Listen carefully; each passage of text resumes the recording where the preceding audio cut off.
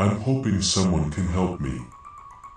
I'm having trouble putting this all down, and hopefully you'll understand why I need someone to call me as soon as possible.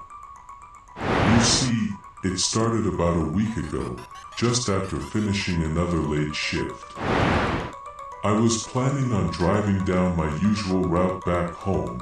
Sadly, the whole road was closed due to roadworks, which meant I had to take a longer country road back. After pulling my frustrated face off my steering wheel, thinking about the 45 minutes of sleep I was actively losing, I turned around to drive through the quiet back roads. While the streetlights faded behind me in the rear view, all I could do was curse under my breath about all the small inconveniences in my bubble that seemed to line up perfectly today. My crappy boss that saw me on the way out the door stopped me to ask, "Could you stay a little longer? We need to finish our presentation for the board." It'd mean the world to me. While he put on his coat, patting me on the back before adding a thanks by, "You're the best." I'd like to think this was an out-of-the-blue type of day. Honestly, this was becoming more typical with each passing week. I remember thinking about quitting, then running through the whole interview process again with other companies, along with all the other headaches that come with searching for a new job, so I quickly shut the idea down. So, 20 minutes into my detour, as the clock struck midnight, the radio that was blaring to keep myself awake turned to static, eating away at my music until all that was left was a chipper voice breaking through to announce himself. Good evening to all you lovely listeners, and welcome back to Midnight Radio. It's me, the host, back again to bring all the joy of a late night show. What the hell? I muttered, thinking I'd probably picked up a signal from some independent station. This didn't stop me from attempting to switch my own music back on before giving up a few attempts later. Rather than risk driving into the nearest tree, I kept the host on while I continued on my drive. As I approached my driveway, I found myself enjoying the show more. There was new music from bands like Tall Man with the Backbone, $6 Sunglasses, and Jim Jones' Retirement Plan. It was almost 1 o'clock when the host came back on after Tall Man's latest hit Don't Go Looking for My Face finished playing before closing out with, "Well, listeners, we've come to the end. We'll be back tomorrow night with a few new additions to our little radio show, so be sure to tune in.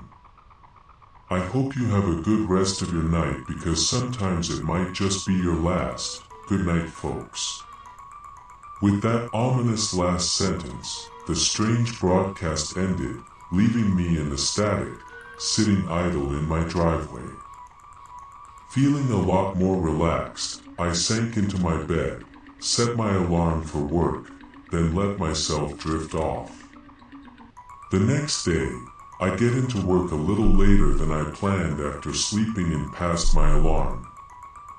My boss decided to make a big joke with a fat grin on his face when I walked through the door. Well, look who decided to show up.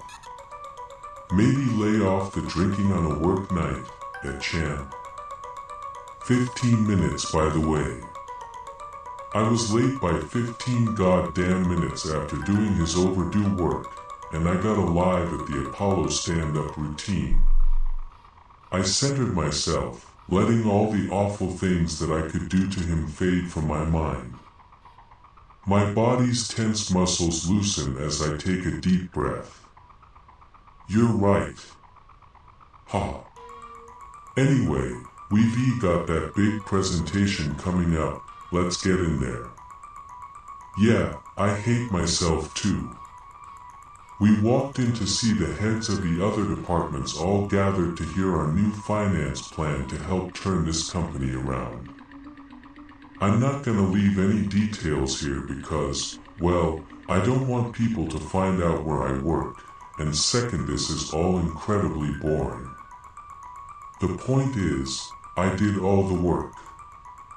So when this guy, at the beginning of this presentation that I worked on for weeks, decides he is more qualified to present this to the others than I am, while introducing it like he did all the work to show off, I make a fuss. I stand up for myself. I tell him I'm the guy who did it, while all he did was sneak a greasy bag of food into his office to eat. He thinks he is slick, but we can hear him gorging inside that wet slop-filled box of his. After getting some of this out of my system, letting the red mist leave my body, I realize I'm standing there with the other bosses of the company who are now convinced their fellow boss has brought a screaming madman into the workplace. To top it all off, after I'm done mouthing off, all he does is put his sweaty palm on my shoulder, while saying, "Why don't you go home for the day?"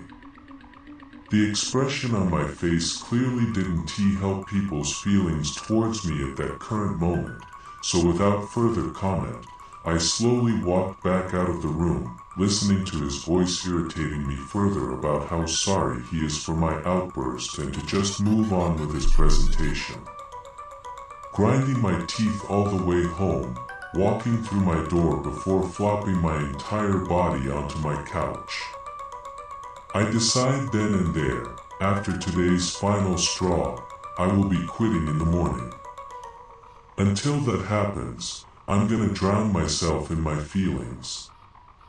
Grabbing the remote, I stick on a movie I've seen 100 times over while trying to imagine what it would be like if I never had to work ever again. A few hours passed by before my phone started pinging with notifications from the workgroup chat. For the first couple of pings, I ignored them, but when they piled up to the point where I thought my phone was going to explode, I relented, picked up my phone to see our whole office going out after work to a bar with pictures of what looked like the best night of this year. People were ecstatic because our boss did a stellar performance, so much so that they all got together and organized an impromptu party to celebrate. Looking up from my phone, eyeing the bottle of Jack that had been waiting for me ever since I walked through the door. I give up. Well, I might as well play the part of the office drunk. After an hour and half a bottle later, I was 3 sheets to the wind.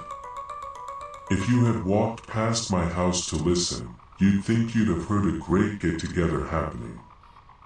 It was right in the middle of not my most beautiful moment when the speakers I set up to play bad music from the early 2000s crackled, popped, and screeched static, then swiftly turned into the late-night greeting from the host. Good evening, listeners. Welcome back to Midnight Radio. Tonight we've got a few more new bands lined up for the next hour.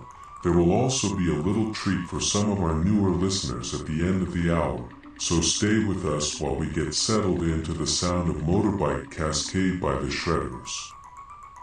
I jumped out of my seat at the sound of his announcement. I went over to my speakers while checking my phone for any changes. Nothing had changed on my phone. It was still showing that my playlist was still connected to the speakers. I stood there scratching my head, wondering how the hell this radio station began blaring through. But as I said, I was completely drunk at the time and couldn't be bothered to fix the issue.